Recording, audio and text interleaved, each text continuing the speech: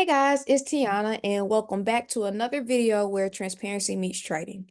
For the last couple of weeks, I have been sharing my journey as I transition from Forex to futures and try to become a funded trader with my funded futures while also sharing the trades that I take on my personal account. So without further ado, we are going to get into the recap for this week and a little bit of chart analysis to show the two trades that I took, the profit that I made, and the reasoning behind why I took the trades. So first, we are going to start with my funded futures account.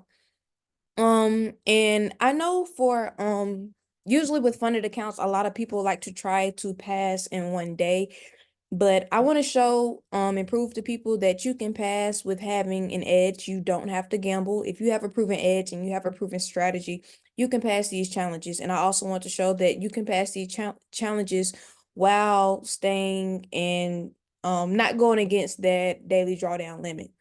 So this trade that we're going to talk about, I took it last week on Tuesday. It profited me $1,248.80. And now we're going to get into the charts. I took this trade on the Canadian futures pair. And so let's get into it. We are going to go into the bar replay. And we're going to start all the way from the top.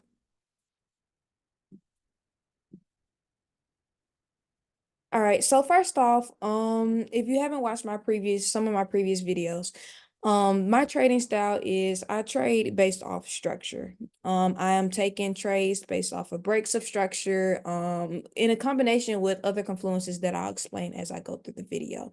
But I'm gonna fill out the structure because I want you guys to follow me and actually understand what it is I'm doing, so that way you guys can maybe learn something. I'm here because I want to show people my journey, but also have the chance to maybe educate someone and inspire them to do exactly what it is that I'm doing.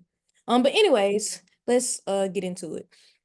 So everything on my chart is color coded, and I want to make sure that you guys understand exactly what I'm looking at. So first, we're going to talk about this 4-hour structure, which is color coded in purple. So right here, you see 4-hour structure is on a downtrend. Downtrend.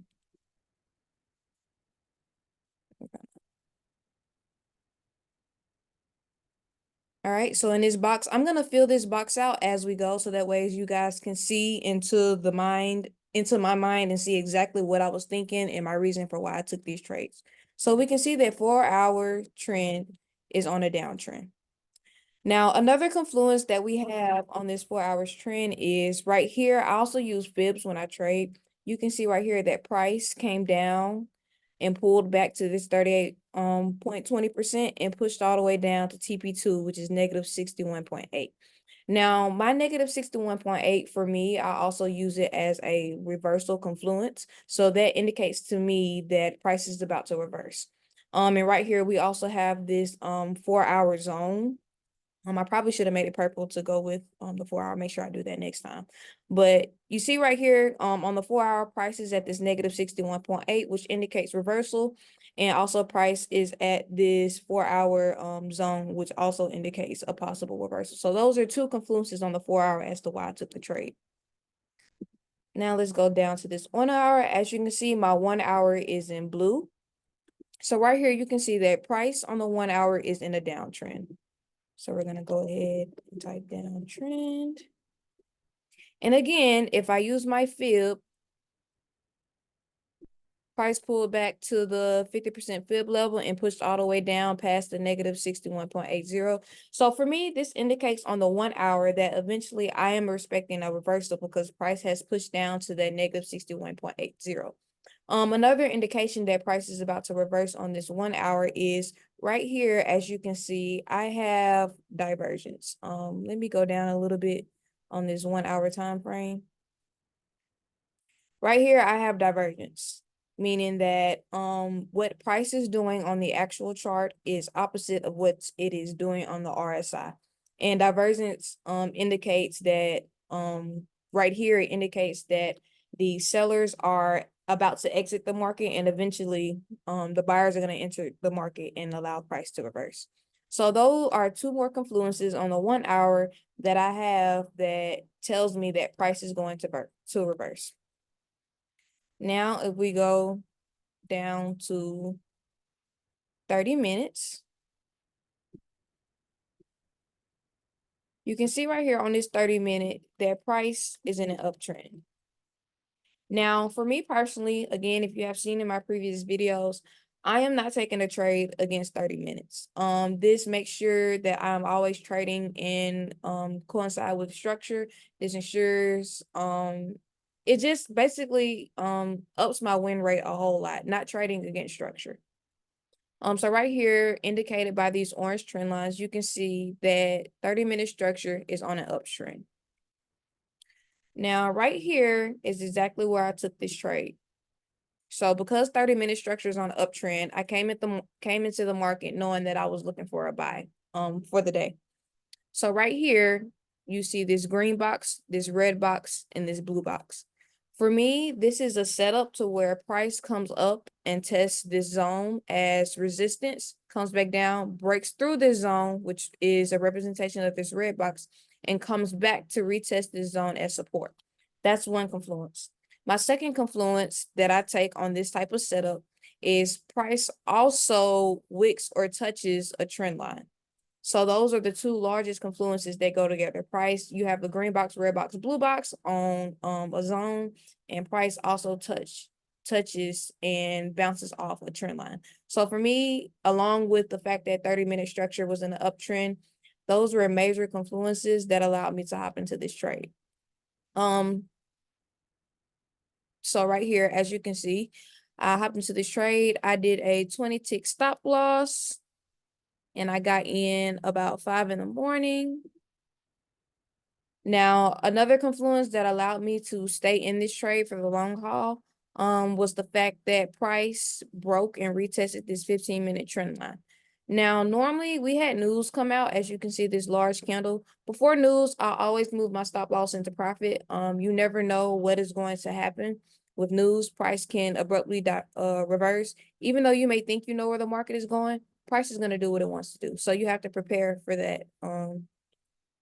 So yeah, about right here, I moved my stop loss into profit, and once news came out, it shot up completely. Once it shot up to about here, I took profit, so I probably could have made a whole lot more than what I did. I'm learning to let my winners run, and also instead of taking profit, move my stop loss into profit instead. But that is something that I'm working on, so we'll get better with that over time. But again, let's go over the reasons why I took this trade, all the confluences. One, you have 4 hour right here at this negative 61.8, which indicates reversal down here at this point. Number two, you also have this 4 hour green zone right here that price is bouncing off of. Number three, you have this 1 hour structure that is at negative 61.8, and it's also divergent, indicating a reversal. Number four, price is in on a 30-minute, price is in an uptrend. So that indicates that I'm looking for buys. And number 5 and 6, as I said before, you have the green box, red box, blue box situation and a retest of this trend line. And so this is exactly how I made this money right here, which is $1,248.80. And that was the one trade that I took for the week. Again, I am trying to pass this challenge being consistent as possible. I am not trying to overtrade on this challenge. I don't like to overtrade in general. I'm looking for specific setups. If I see my setup, I take it. If I don't, I'm not in the market.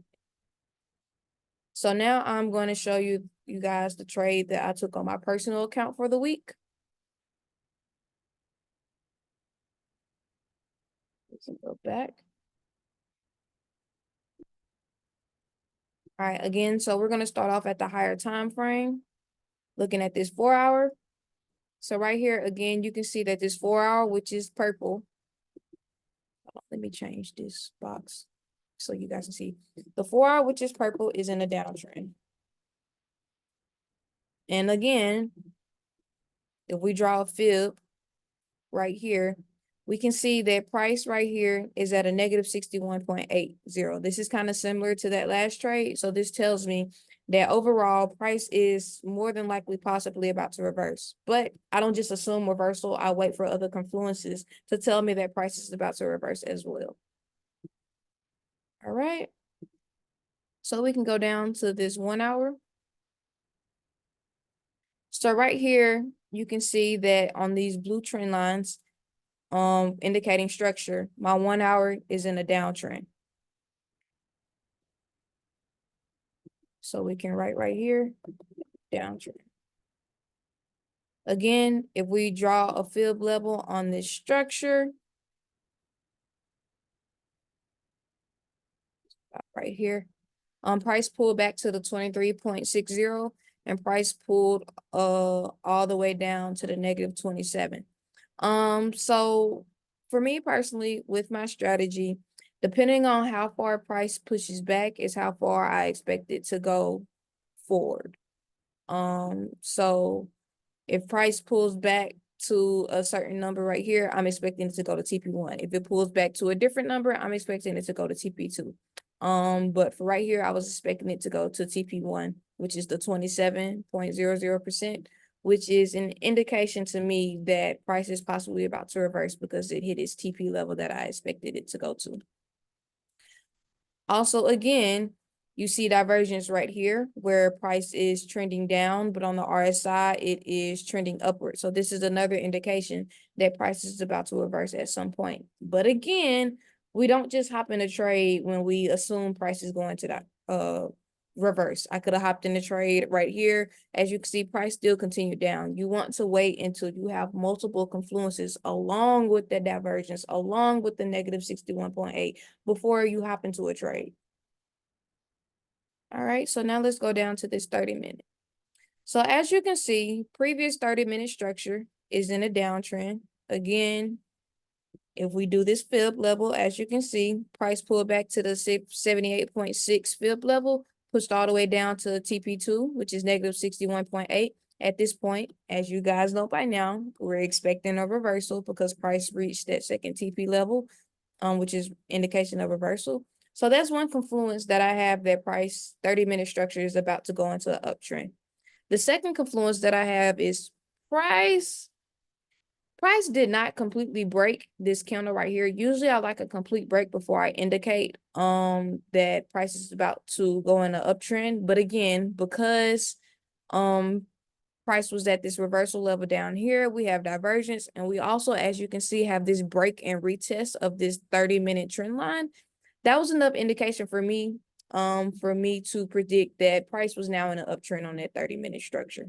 So even though I usually wait for price to completely break, I need to see the candle above this previous 30-minute structure in order for me to indicate that price is now in an uptrend. But for these circumstances, there's too many different confluences pointing to the fact that price would be in an uptrend now. So again, since that 30-minute structure is in an uptrend, we're looking for buys. Now, right here, again, you have this break and retest of this trend line, which is my second type of setup that I like to look for. And so that was enough for me to hop into this trade. So I hopped into it right here as price wicked and tested this trend line. And I got into this trade around 4:15 in the morning, and I held all the way until 12:15. Honestly, if I would have held the trade longer, as I expected, price did eventually reach TP1, which is this negative 27. We can play it out a little bit.